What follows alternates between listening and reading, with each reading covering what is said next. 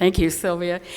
I think Sylvia and Ann have done a really good job of showing you the huge advancements in selecting experts and panelists over the last very few years, really.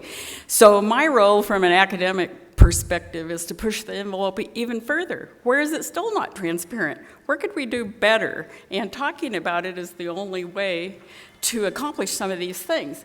For my disclosures, currently I'm on the FDA Science Board, the Nutrition Committee of the American Heart Association, and and I'm involved with ILSI, that goes without saying, and I have been on the Food Nutrition Board and a member of a Dietary Guidelines for Americans and a jillion other potential organizations that have influenced my opinions in these presentations over the years. And all the ones I'm currently involved with listed at the top, I'm going to use as some examples of what I'm talking about throughout. So every year, the FDA Science Board members have to take an ethics training. So I knew about this talk when I did the last training, and I captured some of the principles that they were trying to educate us about, again, for serving on the board, the science board.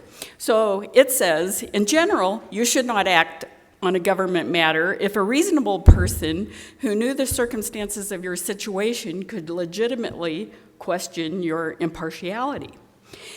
Also, public service is a public trust, requiring employees to place loyalty to the Constitution, the laws, and ethical principles above private gain. All of these principles for this organization and the other ones I'm talking about are reasonable, but where I don't think we're very transparent is who gets to decide and what is the process. I think we need more transparency in the process. When I try to Google who the ethics officer is of any of these organizations I'm talking about, I can't find it. Not transparent, nor is how they go about determining conflict of interest. So the NASEM committee members' conflict of interest on the website says, and that was what we just heard from Ann, the conflict of interest of the COI policy of NASEM prohibits appointments if COI with task to be performed. By whom? What criteria? It sounds good to make these principles, push it over to the ethics officer or the agency decides, but you can't find what is the basis of their decision. So I want to take the report, for example, that evaluated the dietary guidelines process by NASEM that we just heard about, what they tried to achieve. And they conclude, for an actual or perceived conflict of interest, both financial and non-financial, will need to be eliminated to the extent possible or managed, as we just heard. Who does that? What is the process used? What is the rules for bias? Conflict of interest in scientific positions need to be created, the committee said. But where are they? They recommend certifying that a federal ethics officer independently review and judge the advisory committee's biases and conflict of interest. One person? What is their criteria? Where do they get evaluated? In this particular report, when I looked for what they said about the members' conflict of interest, they identified that there were 3 members determined by whom to have a conflict of interest, but included them anyway because of that exception that Ann talked about. The National Academies determined by whom a need for their experience and expertise. But it didn't say what was the expertise and what was the experience that made them be accepted. And so that's would perhaps be seen by the external as well. You can just evoke that exception to keep the ones you want and use other criteria to bump out ones that might give you a problem. So overall, I'm trying to ask the question, who decides conflict of interest? One single person? One group? Should they be identified? What are the rules? I don't find rules yet for this sort of process. We do have these generalities identified that Ann went over. There's 3 management strategies.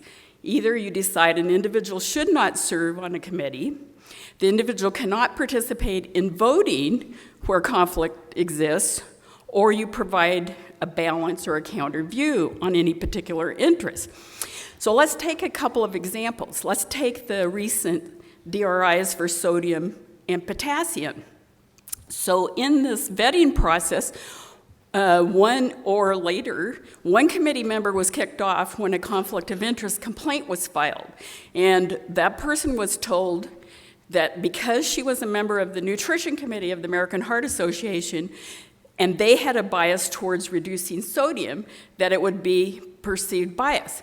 But I know another member who was on the both that DRI panel and who was a Nutrition Committee member of the AHAA at the same time, but there's no complaint filed about her, so she wasn't kicked off. Then another individual during the vetting process failed the conflict of interest review because of an unrelated, unfavorable media story. So it leaves me to wonder, is the media or a whistleblower getting to decide who the experts are? Where is this transparency? But I think we are learning, because this committee for the 2020-2025 Dietary Guidelines Advisory Committee, I think is blue ribbon. It's just a wonderful committee. So it's very strong in expertise and strong in tripartite experience. Yay.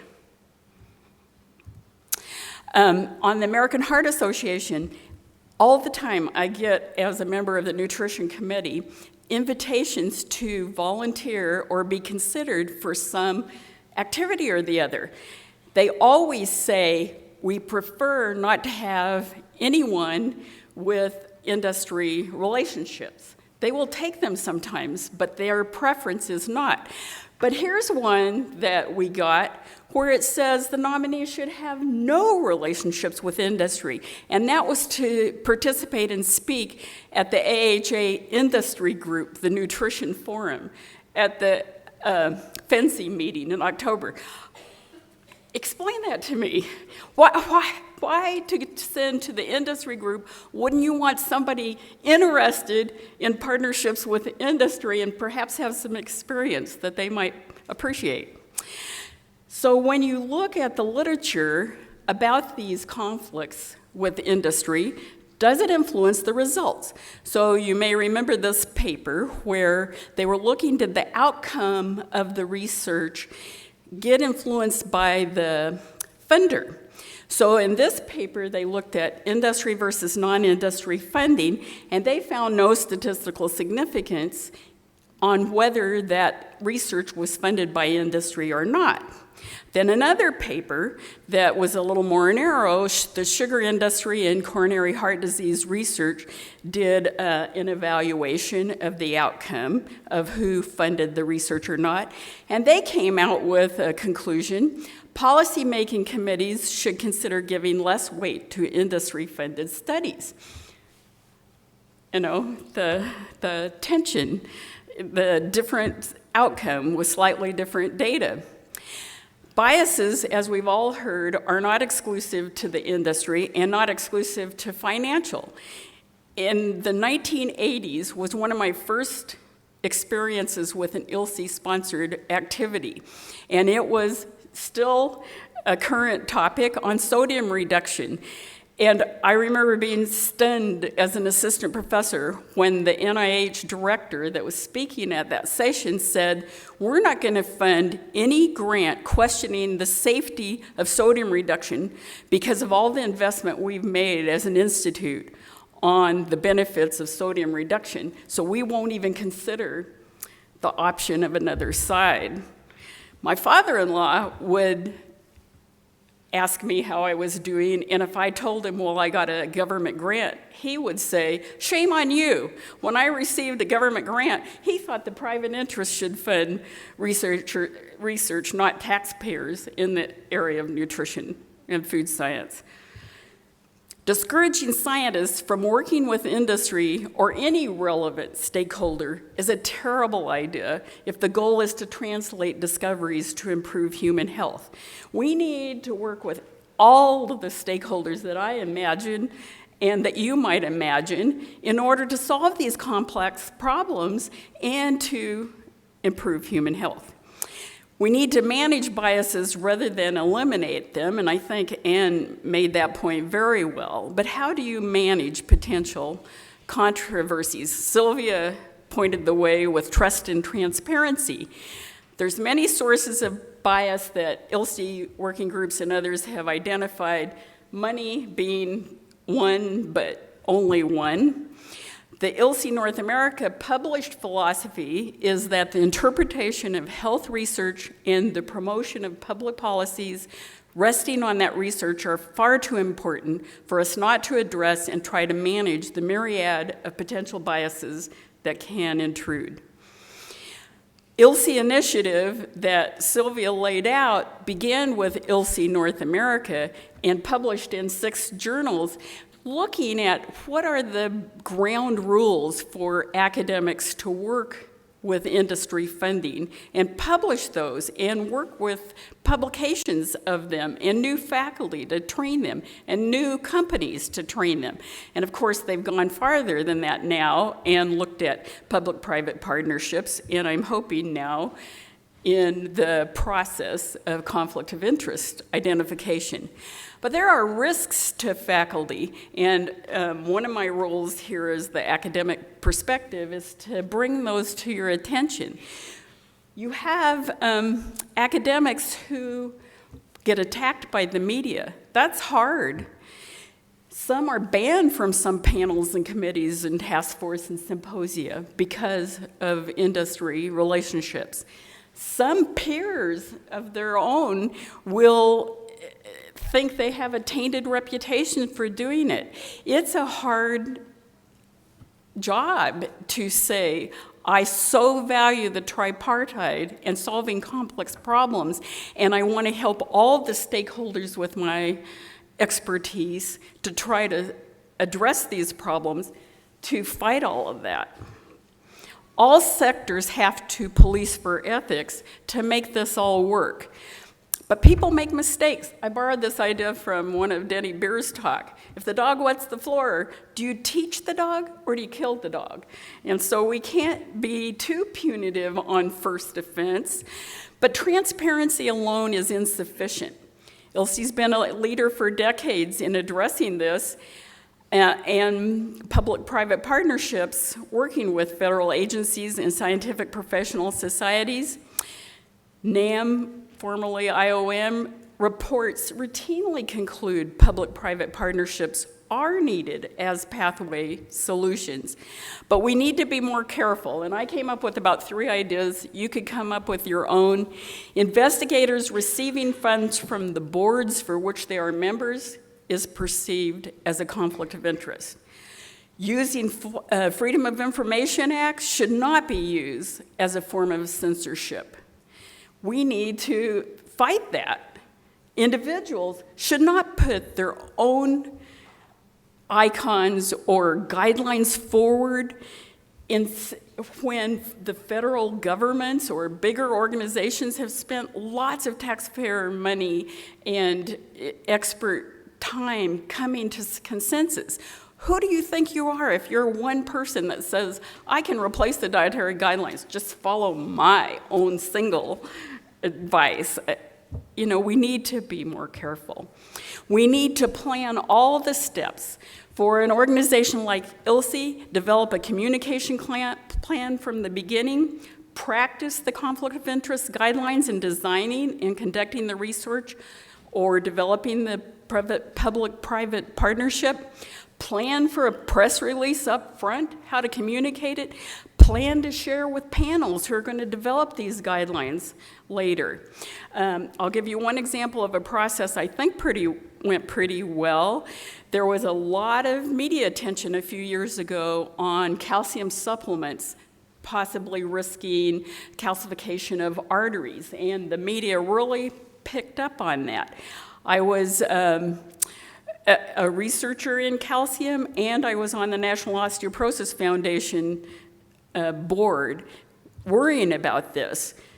There was a effort to evaluate what's the state of evidence for concern over calcium supplements in coronary vascular disease.